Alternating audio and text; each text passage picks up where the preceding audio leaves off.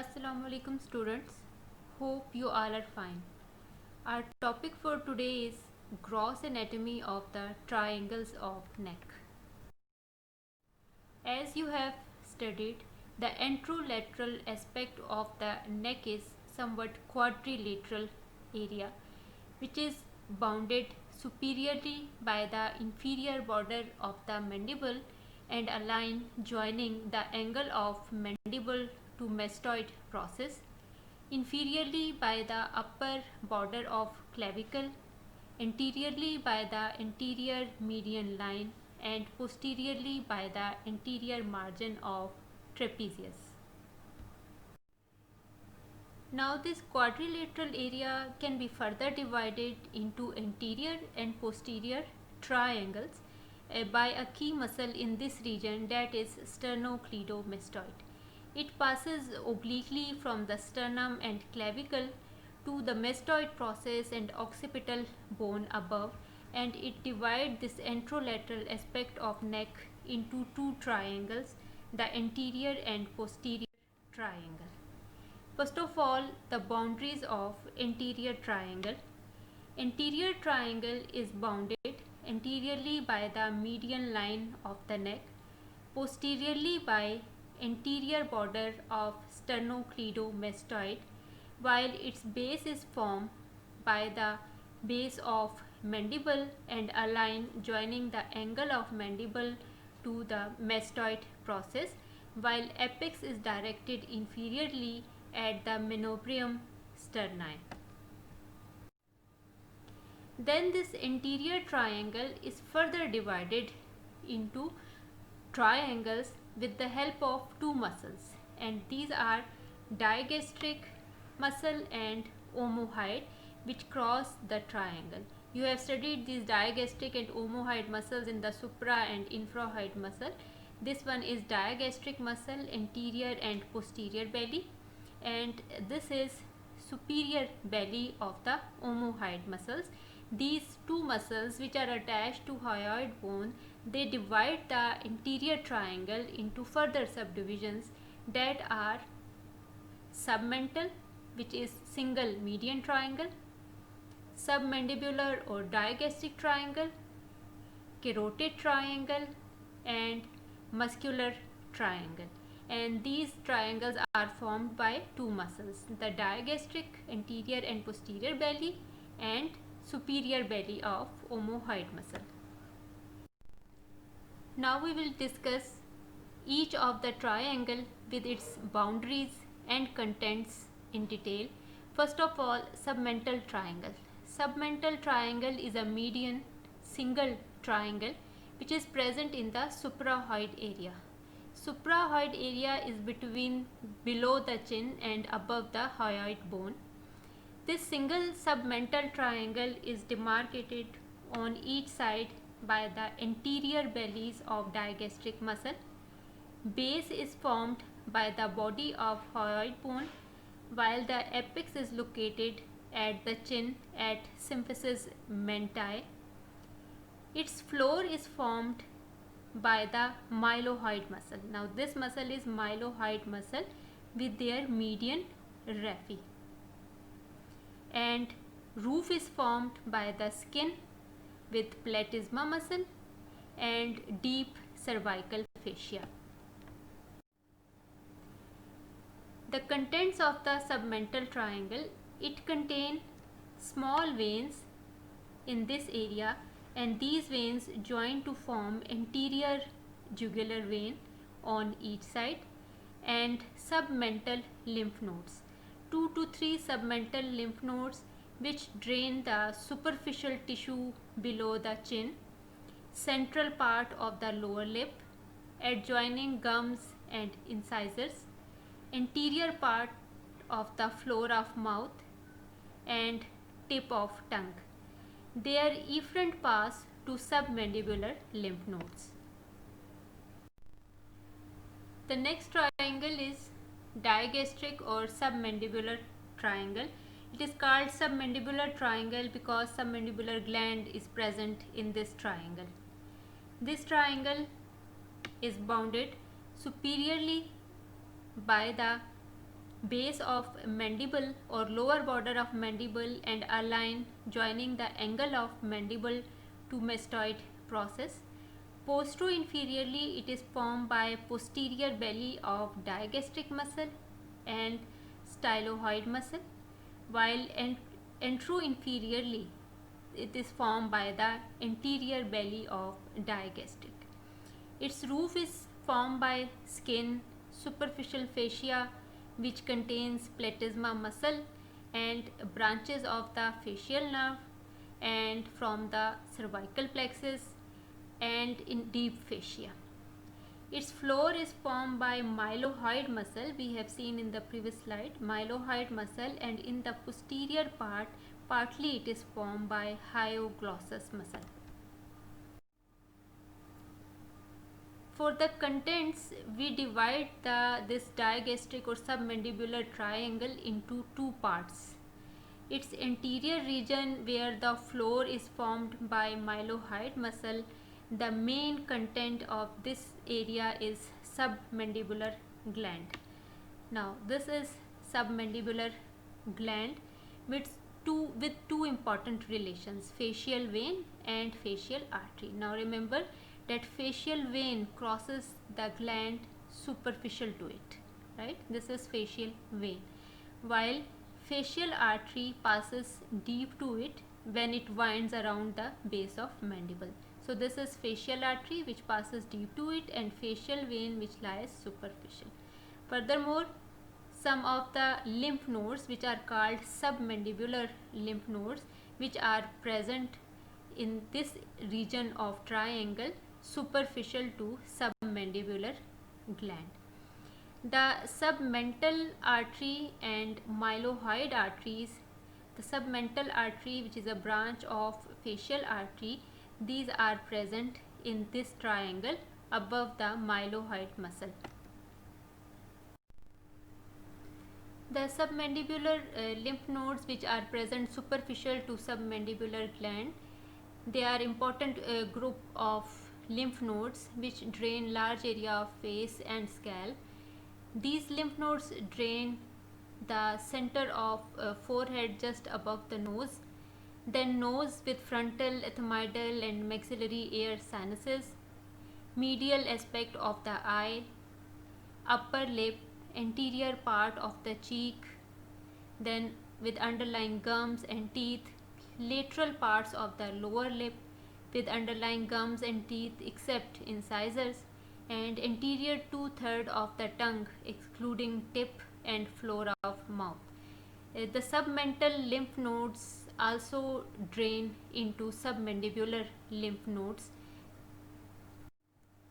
When we go to posterior region of the triangles, the structures are arranged from superficial to deep plane. If we do dissection from superficial to deep structures, first of all we will see the lower part of the parotid gland, the apex of parotid gland, which projects into posterior part of digastric triangle. Then external carotid artery, आप सबको अच्छे से याद होगा कि external carotid artery passes through the parotid gland. So before entering the parotid gland, this external carotid artery passes deep to styloid muscle, which forms boundary of this triangle. Then it curves above the muscle and then ascends deep to parotid gland before entering it. Then external carotid artery, after that we have three structures in the deeper plane, that are internal carotid artery, internal jugular vein and vagus nerve.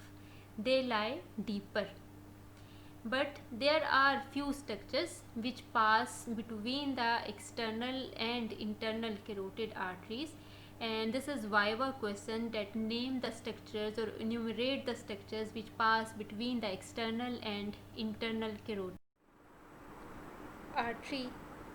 And these structures are two muscles.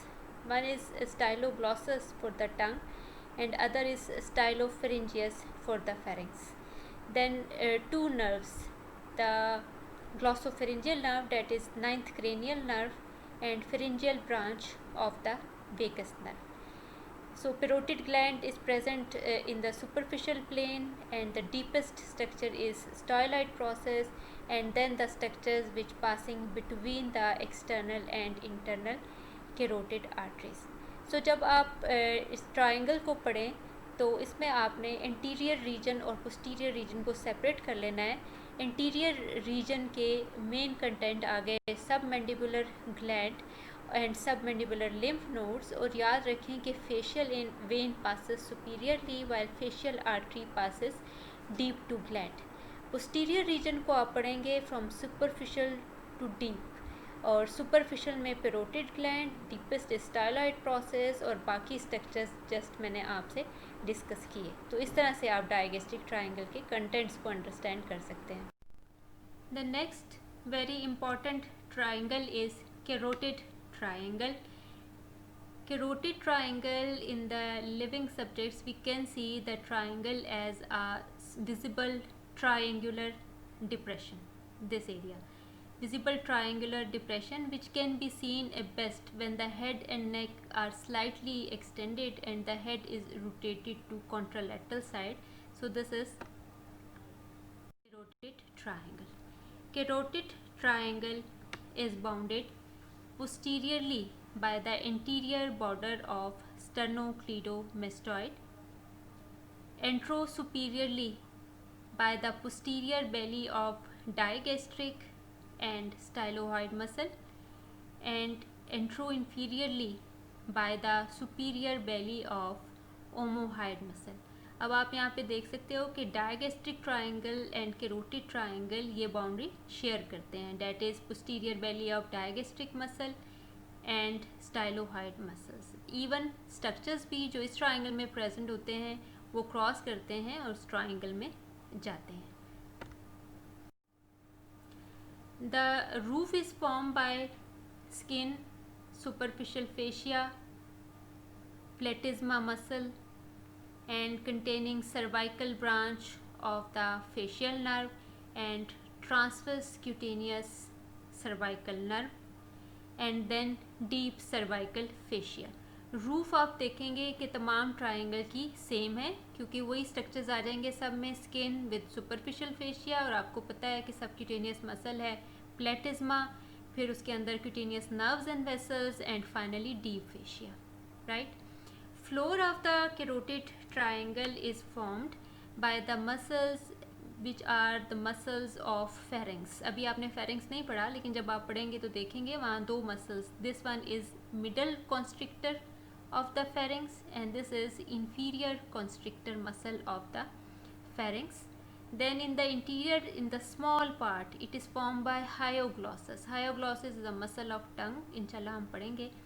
And this one is thyroid muscle and part of thyroid membrane which is related to larynx. So the floor is formed by parts of thyroid, hyoglossus, inferior and middle pharyngeal constrictor muscles. In this diagram you can see again these are the structures which form floor of the carotid triangle. This is hyoglossus. You can see this muscle for the tongue. This is hyoglossus. Then a thyroid membrane with thyroid muscle. This one is inferior constrictor and this is middle constrictor muscle of the pharynx. Contents. Contents number 1, arteries. Upper part of common carotid artery and its bifurcation into external and internal carotid arteries. They are present in this triangle. This is common carotid artery and then this is external and internal carotid arteries. Two structures which are related to carotid arteries are carotid sinus and carotid body. You will study in detail inshallah. Then few branches of external carotid artery which arise in the triangle. Again the viva question, name the branches of external carotid artery which arise within carotid triangle. So these are superior thyroid artery, lingual artery, ascending pharyngeal artery, and facial artery and occipital artery. These are the branches which arise within triangle. You can see the boundaries. This is posterior belly of digastric and this is omohyoid muscle, and we can see these branches. So these structures, arteries, are present in the triangle. That's why it is called carotid triangle. The important vein, that is internal jugular vein with its tributaries, is also content of this triangle. Then nerves. In the nerves, first of all, vagus nerve. Now if you remember these three structures, the internal jugular vein, vagus nerve, common carotid, and then internal carotid artery, these are contents of carotid sheath. So within carotid triangle, these structures are present in the carotid sheath. So vagus nerve. Next is hypoglossal nerve. This one is hypoglossal nerve. In this triangle, it crosses the internal carotid artery and then external carotid artery, then its lingual branch. This is hypoglossal nerve, the cranial nerve. And in the triangle, it gives upper root of ansa cervicalis. ये आप पढ़ेंगे हम आगे जाके detail में. Then superior laryngeal nerve. Superior laryngeal nerve is a branch of vagus nerve which divides into internal and external laryngeal nerves within this triangle. Sympathetic chain, which is present posterior to carotid sheath. Then after the nerves, as I have just discussed, that all these three contents, internal jugular vein, vagus nerve, internal carotid artery, common carotid artery, they are present in the carotid sheath. And deep cervical lymph nodes, which are present along the internal jugular vein. In this diagram, we can see again the same structures. First, you can see the digastric triangle and the structures which pass between the external and internal carotid artery, the two muscles styloglossus and stylopharyngeus, the two nerves, glossopharyngeal nerve and pharyngeal branch of vagus nerve. Then below this stylohyoid muscle, this is area of carotid triangle, and we can see the branches which arise from external carotid artery in this triangle. We can see the ansa cervicalis and we can see the hypoglossal nerve and vagus nerve. अब जब हम carotid triangle पढ़ रहे हैं तो इससे related clinical important एक point भी देख सकते हैं, that is taking the carotid pulse. The bifurcation of the common carotid artery into internal and external carotid arteries can be easily palpated just beneath the, दो चीज़ें याद रखें, anterior border of sternocleidomastoid muscle and at the level of superior border of thyroid cartilage. Superior border of thyroid cartilage इस level पर divide हो जाती है फिर artery into external and internal carotid arteries. So anterior border of sternocleidomastoid muscle and at the level of superior border of thyroid cartilage, this is a convenient site to take the carotid pulse. The next triangle and the last triangle in anterior part of triangle is muscular triangle. The muscular triangle is bounded anteriorly by the anterior median line of the neck, this line, right? Then postero-inferiorly by the anterior border of sternocleidomastoid muscle and postero-superiorly by the superior belly of omohyoid. Muscular triangle contain infrahyoid muscles, that's why it is called muscular triangle. The same muscles form the floor and the same muscles are considered as contents of the triangle. Infrahyoid muscles are strap muscles or ribbon-like muscles which are arranged in two rows, superficial and deep. The superficial muscles are, this one is sternohyoid, and this muscle is superior belly of omohyoid. When we remove these two muscles, we can see two deep muscles, thyroid muscle, which is present between the thyroid cartilage and hyoid bone, and sternothyroid muscle, which is present between the thyroid cartilage and sternum. So these are the contents of muscular triangle. After completing the anterior triangle and its subdivisions, now we will discuss the posterior triangle of the neck. The posterior triangle is bounded anteriorly by posterior border of sternocleidomastoid muscle, posteriorly by the anterior border of trapezius muscle.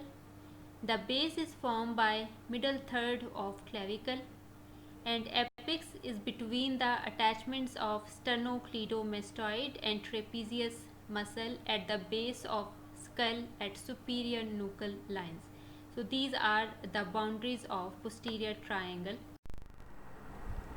Roof of the posterior triangle is formed by investing layer of deep cervical fascia, superficial fascia and skin. The superficial fascia in this region contains external jugular and posterior external jugular veins, parts of cutaneous nerves, vessels and lymph vessels which pierce deep fascia to end in supraclavicular lymph nodes. An important structure in the roof is external jugular vein. The external jugular vein is formed by the union of posterior auricular vein with posterior division of retromandibular vein. This vein is present deep to platysma. It crosses the sternocleidomastoid muscle obliquely and enters the posterior triangle.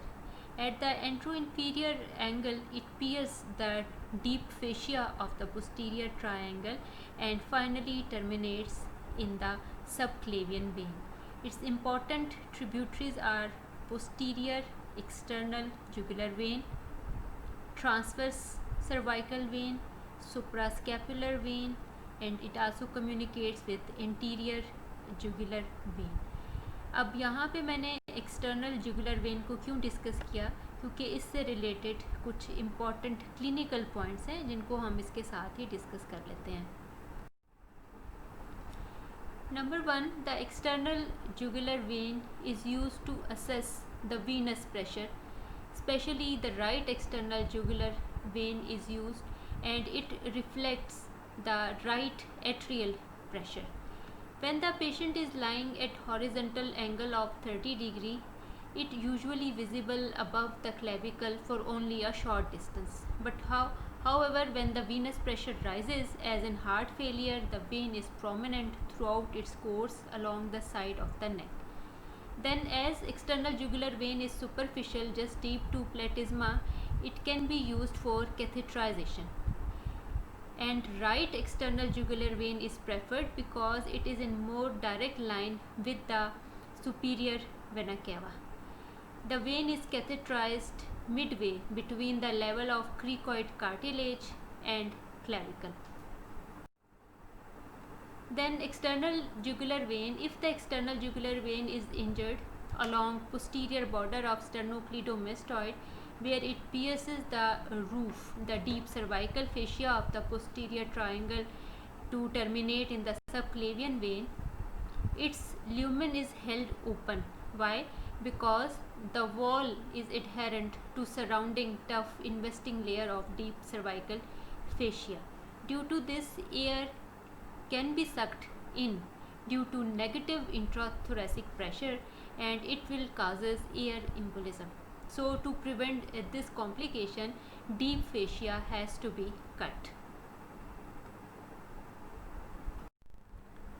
जब आप floor को mention करो posterior triangle में तो सबसे पहले आप लिखो कि floor is formed by prevertebral fascia. ठीक है, बाकी स्ट्रक्चर्स फिर उससे डीप होते हैं. So the floor is formed by prevertebral fascia and overlying muscles from above downwards. These are splenius capitis muscle, then levator scapulae and scalene muscles. The posterior and middle scalene muscle of the neck form floor and they lie beneath the prevertebral fascia. Now, like interior triangle, posterior triangle is also subdivided into two triangles by the inferior belly of omohyoid muscle, which crosses the triangle about 2.5 cm above the clavicle, and it divides the posterior triangle into larger occipital triangle and smaller supraclavicular triangle, which are also called omoclavicular or subclavian triangles. The larger occipital triangle share the same boundaries as of posterior triangle except inferiorly, where it is bounded by inferior belly of omohyoid. Posterior triangle contains many nerves. Number 1, cranial nerve, 11th cranial nerve, the accessory spinal nerve, enters the posterior triangle by piercing posterior border of sternocleidomastoid at the junction of upper and middle thirds. Then it runs obliquely over levator scapulae muscle and passes deep to trapezius at the junction of upper 2/3 and lower 1/3. Then it contains many cutaneous branches of cervical plexus.